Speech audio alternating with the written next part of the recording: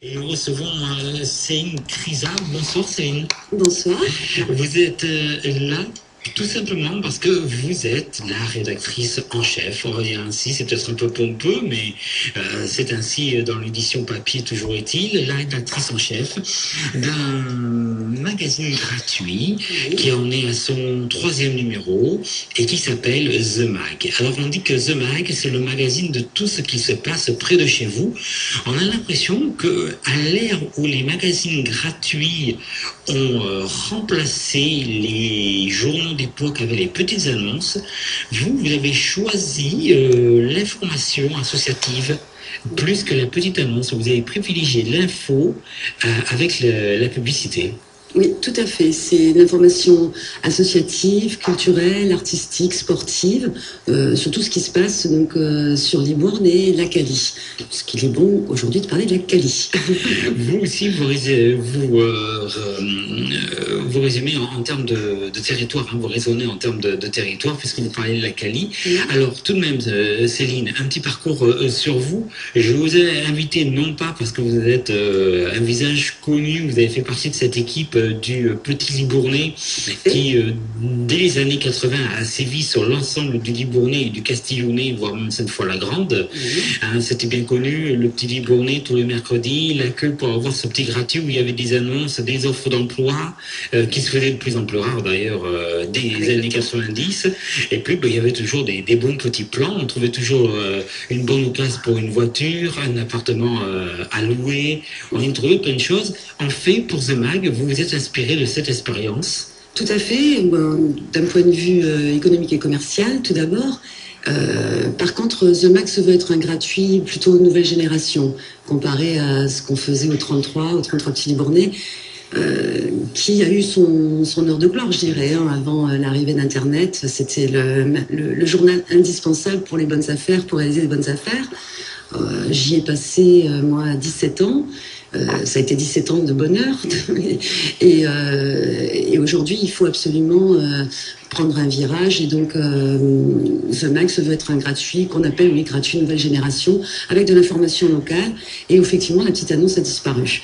Donc, alors, la petite annonce a certes disparu, mais vous qui avez connu cette presse quotidienne gratuite qui existe sous d'autres formes, en fait, puisque dans les grandes villes, il y a Bordeaux Matin, entre autres, je pense, il y a Métro, tout ça, mais c'est plus de l'actualité, c'est plus de l'information nationale et locale qui est traitée dans les colonnes. Vous dites aujourd'hui, c'est vrai que le net a fait énormément de mal à la presse petite annonce. À la presse en général, de toute façon, hein, puisqu'aujourd'hui on peut aussi consulter nos quotidiens sur le net. Oui. Mais le support papier reste malgré tout quelque chose de très intéressant parce qu'on a quand même besoin de toucher, de voir. Et c'est un véritable plaisir de toucher le papier et de feuilleter. Les livres continuent à se vendre malgré le net, donc ça veut dire qu'on a quand même besoin de feuilleter et de toucher le papier. Donc, quoi qu'il en soit, vous êtes vraiment sur la proximité. Hein. Vous avez voulu, par rapport à d'autres concurrents qui sont dans le même registre que vous avez choisi vraiment la proximité et nous y reviendrons tout à l'heure. C'est le 3e numéro de The Mag. Est-ce que vous allez prendre la forme d'un mensuel? Tout à fait. Il est prévu de sortir un magazine par mois, le premier mardi de chaque mois. À partir donc, du mois de septembre. Donc septembre, c'est l'innovation, puisque vous étiez parti sur un bimestriel au tout début, hein, les 2 premiers numéros. Là, vous partez sur un mensuel. Et alors, je suppose aussi c'est pour des raisons financières, parce que c'est pas évident. Il faut aussi trouver les annonceurs. Vous n'êtes pas seul sur le marché. Et il n'y a pas que la presse papier qui cherche des annonceurs. Donc, dans un premier temps, The Mag est uniquement trouvable dans les commerces. Oui, uniquement en dépôt. Le choix de la distribution en dépôt a été un grand moment de réflexion. J'ai privilégié le dépôt parce que c'est au moins du contact utile. Les gens qui prennent le magazine quand ils le voient en dépôt dans leur boulangerie, dans leur supermarché, c'est pas pour le jeter en sortant, c'est pour le garder, le lire, le conserver. Et puis l'agenda en fin de magazine fait aussi la durée de vie du magazine, puisque pendant tout le mois on trouve quelque chose à faire. Et puis d'autre part, c'est vrai que la boîte aux lettres, de plus en plus on trouve des petits pas de pub sur les boîtes aux lettres où les gens prennent le paquet de pub, le mettent directement à la poubelle. C'est pas la majorité, mais enfin, ça, on en voit beaucoup. Et en plus, je n'ai pas un format qui me permet d'être encarté dans les prospectus de grandes marques de distribution. Donc, pour éviter de passer à l'as, j'ai préféré opter pour le dépôt. Si je vous comprends bien, c'est une crise où vous m'avez peut-être dévoilé une de vos forces de vente. En tout cas, c'est de dire, écoutez, en choisissant The Mag, vous êtes sûr d'être vu parce que vous ne serez pas noyé au milieu de publicités tous les lundis, mardis, mercredis. Tout à fait. Voilà, c'est un choix délibéré. C'est un argument de vente aujourd'hui? Aussi, oui, aussi. Oui, bien sûr. Un réel argument de vente, oui. Un réel, mais les annonceurs sont réceptifs? Sont sensibles à ça, oui. Oui, bien sûr, oui. Oui, on est tous face à notre paquet de publicité dans nos boîtes aux lettres et faire le tri pour trouver la pub qu'on veut lire, celle qu'on veut pas lire. Tandis que là, on prend le magazine et... Je vais faire un aveu personnel, mais moi, le lundi, j'arrive et que je vois ma boîte aux lettres qui a 50 publicités. Je vous dire très sincèrement, tout part. Eh oui. Et il y a beaucoup de gens qui font ça, oui. Ouais. En tout cas, c'est une réflexion qui a été mûrement réfléchie. Alors, dans The Mag, je le disais, vous avez souhaité faire cette actualité qui est proche de chez vous et qui est un peu aussi proche de ce que fait Mélodie FM en termes radiophoniques, faire parler les gens d'une région, de la Cali, du Grand Libournais, du Nord Gironde. Et chaque mois, il y a une thématique. Alors, ce mois de septembre, par exemple, c'est le focus sur les pompiers de Libourne. Vous avez souhaité mettre à l'honneur ce corps des soldats du feu. Pourquoi? Parce que c'est effectivement un métier noble et donc ça m'a inspiré. Ce qui m'a donné l'idée, c'est ils ont fait cette année leur premier bal des pompiers à Libourne et pour communiquer sur le bal des pompiers, j'ai eu l'occasion de les rencontrer et ça m'a permis de visiter la caserne, la nouvelle caserne, et ça m'a donné envie donc de parler d'eux et avec le capitaine, on a décidé de parler plus du recrutement et des pompiers volontaires, quoi, en fait. Il n'y a pas que les pompiers, hein. Vous parlez de l'histoire, comment se forme le mascaré, oui. Entre autres, mais vous êtes vraiment loin de ce que l'on a connu, parce que c'est carrément du rédactionnel, il y a un peu de journalisme derrière tout cela. Oui, et alors là, par contre, ce n'est pas mon métier à la base, donc c'est un petit peu compliqué pour moi de réaliser tout ça. Ça fait un peu comme des devoirs d'école, en fait, à chaque fois que je dois me mettre derrière ma copie pour écrire, mais c'est un véritable plaisir. Et puis, bon, il y a, par exemple, en l'occurrence, le mascaré, c'est pas moi qui l'ai écrit, c'est vraiment Richard Bernier qui l'a écrit, qui est un passionné, et c'est lui qui a écrit le texte. Donc là, ça me soulage bien. Mais bon. Et sinon, pour le reste, effectivement, c'est la partie, je dirais, un petit peu devoir d'école de The Mag pour moi.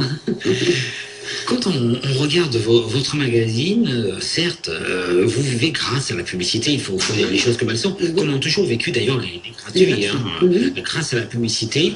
Est-ce que vous n'avez pas peur qu'à un moment donné, ces petits reportages de proximité ne soient avalés par les publics reportages qui, eux, vous permettent quand même de vivre? Alors, je vais faire très attention à ça. Je ne veux surtout pas qu'il soit avalé parce que la force de mon magazine, c'est avant tout donc cette proximité que j'apporte. Ce que je souhaite réellement avec The Mag, c'est que quand les Libournais ou les gens de la Cali l'ouvrent et le lisent, qu'ils retrouvent des gens qu'ils connaissent, des gens qui parlent de choses qui se passent vraiment près de chez eux, et qui est vraiment à l'intérêt de lecture, que ce soit vraiment intéressant. Donc si j'y mets trop de publicité, il est clair que ça va me faire gagner de l'argent, ça va me faire vivre, mais je vais perdre en crédibilité aussi auprès de mes annonceurs. Donc c'est une arme à double tranchant, je dirais, et à moi de bien jauger et de faire attention à ce que ça ne devienne pas un magazine commercial, mais que ça reste un magazine de proximité. Avec les années passées et l'expérience accumulée dans le gratuit et dans les annonces, moi quand j'ai eu ça, je me suis dit, mais où sont les petites annonces? Il y a une expérience et non, elle n'a pas pensé à lier le reportage, l'info de proximité et quelques petites annonces, oui. Alors j'y pense, j'y ai pensé, j'y pense. Je cherche encore de quelle façon la présenter. J'ai envie de... j'y pense parce qu'en plus on me le demande. On en parle et certains annonceurs me le demandent, notamment dans l'immobilier, dans l'automobile, où ces gens-là vivent essentiellement avec la petite annonce. Je parle d'automobile d'occasion et l'immobilier, la location, même la vente, quoi, en fait. On fait la demande, mais je ne sais pas encore trop comment la présenter, comment l'amener, pour rester dans cet esprit donc de proximité gratuit nouvelle génération. Donc, peut-être que d'ici quelques mois, vous verrez arriver des petites annonces dans The Mag. Moi, ce qui me surprend toujours, c'est voilà quoi, par rapport à l'annonce, on prend ces magazines, on parle de tout, mais on ne trouve pas d'offre d'emploi, par exemple. J'ai l'impression que les gratuits ont totalement abandonné ce secteur. Alors certes, l'emploi ne court pas les rues, les médias, nous sommes les premiers à le dire, ou tout au moins à relayer le message qui nous est donné par les institutions, mais voilà, il y a quand même des entreprises qui recrutent dans la région. Il se passe beaucoup de choses, le tissu est vivant, et malgré cela, moi, on voit des gratuits qui sonnent, mais bon, point. On parle de culture, on parle de solidarité, et puis le reste, c'est plus rien. Oui, alors, l'emploi, c'est peut-être pas non plus la vocation de mon magazine. D'autre part, c'est un mensuel.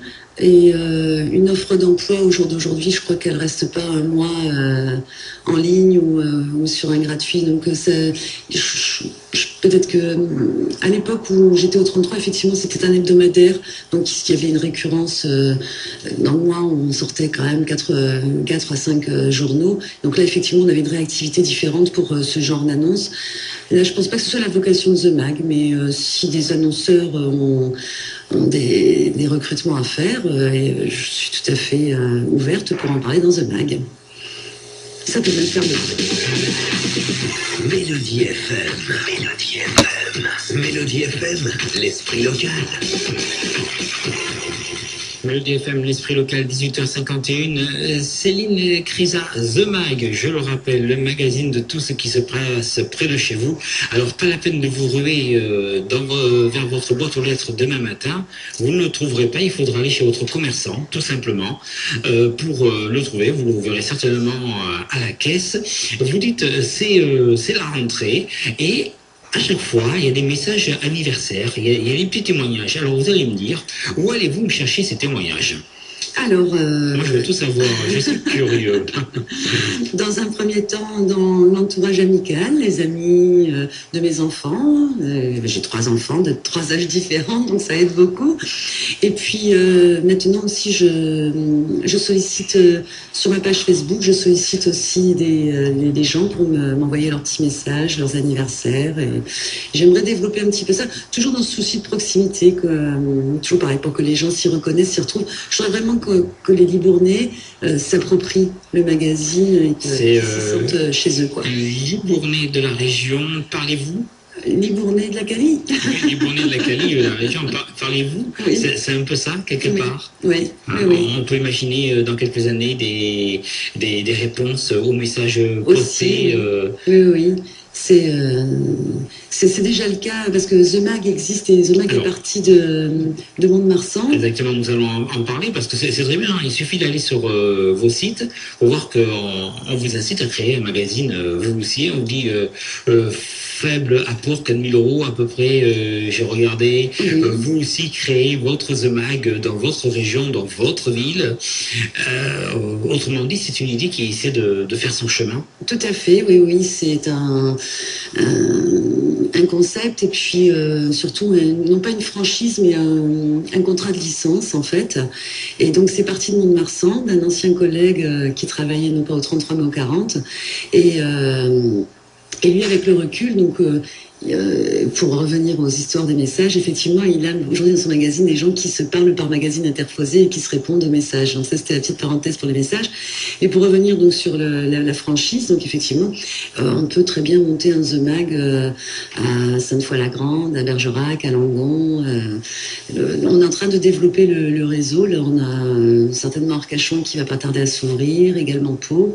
Il en existe un à Dax, il en existe un à Biscarrosse. Et à chaque fois, partout, c'est le même accueil. Et le fait d'avoir un format tout prêt, en fait, parce que vous avez un format, vous avez quelque chose d'identifiable, vous n'avez pas eu besoin de créer. Après, c'est vous qui l'aménagez, qui l'améliorez, est-ce que vous apportez. C'est ce qui vous a décidé de créer ce Libournais, ce magazine. Oui, et puis l'engouement aussi de mes anciens collègues du 33 qui ont pris donc cette franchise et qui ont tous fait part des mêmes réflexions et des mêmes remarques, à savoir que c'était vraiment le gratuit qu'il nous fallait aujourd'hui, quoi, en fait. Et donc c'est parti de cette joie en fait à commercialiser The Mag et à le distribuer et à le présenter et à l'écrire. Alors en même temps, il y a quand même ces publiés reportages. Bien entendu, il n'est pas question pour moi de citer de noms de sociétés ou d'entreprises, mais il y a toujours ce souci d'apporter une réponse à une question ou donner une petite astuce, un petit truc. C'est-à-dire que, en fait, vous ne voulez, on a ce sentiment que vous ne voulez pas laisser le lecteur sur sa faim. Et oui, il ne faut pas le laisser sur sa faim parce que... Parce que ça a souvent été je joue beaucoup, mais ça a souvent été le cas du gratuit, quoi. C'est-à-dire, c'était de l'info très, très légère. Enfin, on n'allait pas en profondeur. Le plus gros, c'était que les gens se retiennent les 3 premières lignes, et c'était réglé. Oui. Vous êtes bien d'accord avec moi? Oui, tout à fait, oui. Mais là, il faut vraiment faire revenir le lecteur. Il faut qu'il ait envie et qu'il attende le The Mag du mois suivant, qu'il vienne et qu'il aille dans sa boulangerie et dire pourquoi il n'est pas encore arrivé. Il faut vraiment le faire revenir, le lecteur, oui. Oui. Et c'est déjà le cas, puisque à chaque numéro sorti, même s'il n'y en a eu que 3, j'ai eu des mails et des appels téléphoniques pour me dire, me féliciter sur certains articles. Sur cette édition de septembre, il y a les pompiers, il y a les 2 chevaux. Très sympathique d'ailleurs, les chevaux. Ça permet de voir d'ailleurs une photo de chevaux plutôt difformes, mais en tout cas, c'en est bien une. Et il y a surtout ces rendez-vous que vous dites, comme vous disiez en début d'émission, le fait qu'on a envie de garder ce magazine parce qu'il y a un agenda culturel. Et quand je dis culturel, au sens très large, parce que c'est du loisir, du sportif, de tout ce qui se passe, ou presque, dans la région. Et là-dessus, vous souhaitez vous inscrire dans le tissu local par rapport à la concurrence, c'est-à-dire que pour vous, il est important que les gens puissent dire tiens, qu'ils indiquent, c'est-à-dire que s'ils ne se souviennent pas d'une heure d'un rendez-vous, ils prennent le magazine et de suite ils ont l'information. Et vous faites comment pour la dénicher? Parce que, hormis d'avoir un flux RSS sur tous les offices de tourisme, expliquez-moi quand même.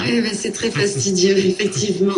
L'agenda est la partie, je dirais, la plus difficile à ficeler parce que il faut aller chercher les informations effectivement un petit peu partout. D'ailleurs, j'en profite, je fais un appel à tous ceux qui ont des choses à annoncer. Il y a un mail, themag.libourne@gmail.com. Envoyez-moi toutes vos manifestations, tous vos événements. C'est avec plaisir que je les passerai dans l'agenda. Et j'aimerais effectivement que, oui, à l'avenir, que ce soit les mairies, les syndicats d'initiative, les offices de tourisme, aient ce réflexe de m'envoyer ça pour que je fasse le relais, pour relayer leurs événements. Ce qui est certain, c'est qu'il ne passe pas inaperçu, votre magazine. Il a toujours une première page, une couverture assez originale. Oui. Là, on se retrouve avec la tour du Grand Port, le pont de pierre et un drakkar. On se dit, tiens, les Vikings sont de retour. Mais, et puis, en même temps, on lance la couleur un petit peu les articles à chaque fois. Il y a toujours une photo pour dire, voilà, avant même d'arriver au sommaire, on sait ce qu'il va y avoir. Tout à fait. Ou, en tout cas, ça donne envie. On essaie de susciter l'envie. C'est ce que vous essayez de faire avant tout. Retenir l'œil. Et pour un gratuit, c'est certainement le meilleur moyen de communication, retenir l'œil. Et oui, parce qu'il faut donner envie, effectivement, de l'ouvrir. Ouais. Donc, la première page est très importante. Elle doit être... elle doit vraiment susciter l'envie, oui. Alors, nous l'avons dit, il y a eu le phénomène, on va dire des années 80-2000 avec les gratuits tels que nous les avons connus, et ils ont eu beaucoup de mal à survivre avec l'arrivée d'Internet et de grands sites, on va le dire comme Le Bon Coin, par exemple, ou et autres. Alors certains ont résisté plus ou moins parce qu'ils ont réussi à se développer sur Internet, mais ça ne va pas plus loin. Est-ce que vous pensez qu'aujourd'hui, cette formule comme The Mag, par exemple, que vous proposez, c'est la dernière carte que vous pouvez abattre, vous les anciens de ces journaux gratuits que nous avons connus? Alors la dernière carte, je sais pas, parce que je pense qu'on peut toujours améliorer, on peut toujours proposer d'autres choses. Après, on peut trouver d'autres thèmes. Je me suis pas vraiment penchée sur la question, mais je pense pas que ce soit la dernière carte, parce que je crois encore à l'avenir de la presse et on doit toujours trouver une idée originale et attirer et intéresser le lecteur. Donc, moi, je constate quand même une chose, c'est une crise, c'est que nous sommes, soi-disant, dans une période difficile. Vous êtes d'accord avec moi? Oui. Rien n'est facile. Non. Bon, nous vivons bien dans le même monde. il y a quand même de la concurrence, il y a de la presse écrite payante, je pense au quotidien, il y en a 2 dans la région, il y a Sud-Ouest et Le Résistant, Oui. il y a 3 gratuits sur l'agglomération libournaise, mais quand je prends des magazines, la publicité, il y en a, il y a de quoi faire des 20 pages. Mais alors, est-ce si dur que ça? Ah bah, je ne vais pas vous dire que c'est facile, non, parce que bon, dans période de crise, le premier budget, ou l'un des premiers budgets que les entreprises réduisent, c'est justement le budget communication. Vous êtes quand même 5 sur l'agglomération de Libourne. Oui. Ce qui veut dire quand même qu'il y a de la place. Oui, mais parce qu'il y a aussi beaucoup d'annonceurs, enfin beaucoup d'entrepreneurs qui ont compris que la publicité était quelque chose aussi d'indispensable pour la bonne marche de leur entreprise. Donc, les gens qui communiquent, c'est parce qu'ils savent bien que ça leur amène du travail. Donc, aujourd'hui, vous qui avez été dans un réseau d'importance, quel est l'impact produit par une publicité dans un gratuit? Est-ce que ça a certainement été étudié, mesuré? On peut dire que bon, ben sur, je sais pas moi, sur 10 000 distribués, 10 000 lus, 5%, il y a un retour de 5% par exemple. C'est très difficile de quantifier les retours d'une publicité. Il y a le palpable et l'impalpable. Je vais essayer de m'expliquer assez clairement. Une publicité où on va mettre une offre promotionnelle sur une journée, par exemple, ce jour, tel jour, moins 20% sur présentation de cette pub. Voilà. Là, vous pouvez le palper, vous pouvez vous rendre compte de l'impact de votre publicité.